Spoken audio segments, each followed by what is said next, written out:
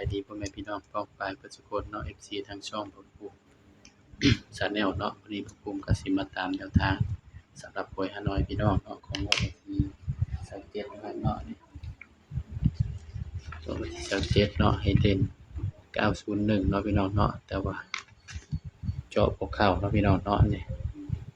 เข้าแต่ตัวเด่นพี่น้อง93 43 93แล้วก็99เนาะแล้วก็01เจาะบ่เข้าพี่น้องก็ต้องขอโทษขออภัยเนาะพี่น้องเนาะไปตามกันต่อแล้วครับสำหรับงวดวันที่28นะครับเนาะบัดพฤษภาคม68นะครับเด้อ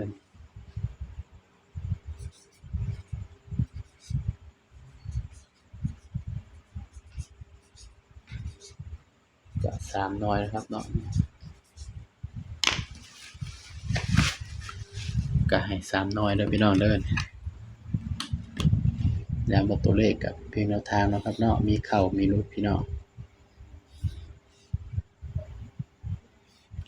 มักก็ตามบ่มักก็เลื่อนผ่านเนาะพี่น้องเนาะบ่ภูมิก็ให้เพื่อเป็นแนวทางเนาะพี่น้องก็มาเบิ่งเด่นนำกันครับพี่น้อง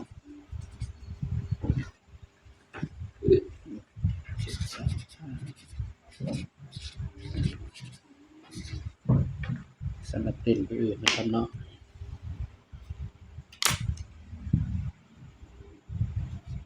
7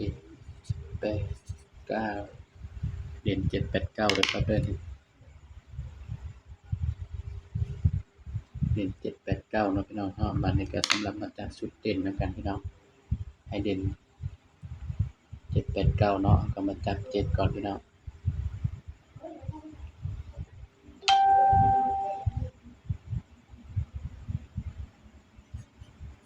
70 71 72 80 81 82 90 91 92นี่นะครับสำหรับแนวทางหวยฮานอยเบอร์อื่นนะครับเนาะนี่สำหรับตัวเด่นเนาะเด่น7กับ9เด้อพี่น้องเด้อสำหรับตัวเด่นนะครับเนาะสำหรับชุดนี้ก็อย่าลืมจับเด้อพี่น้องเด้อมันมักมาคู่กันพี่น้องเนาะ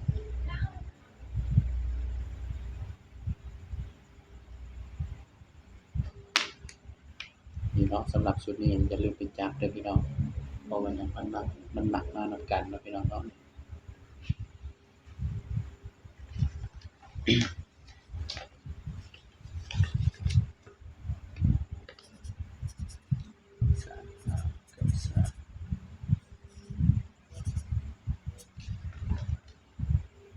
สำหรับชุด3ตัวนะครับเนาะ3ตัวชุด3ตัว820 068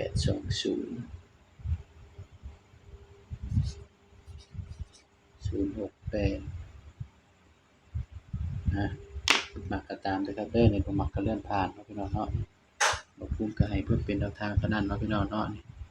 สำหรับคลิปนี้ก็ฝากพี่น้องที่จะมีเด้อพี่น้องอย่าลืมกดไลค์กดแชร์กดติดตามช่องบ่ภูมิ Channel ด้วยเด้อครับสวัสดีครับ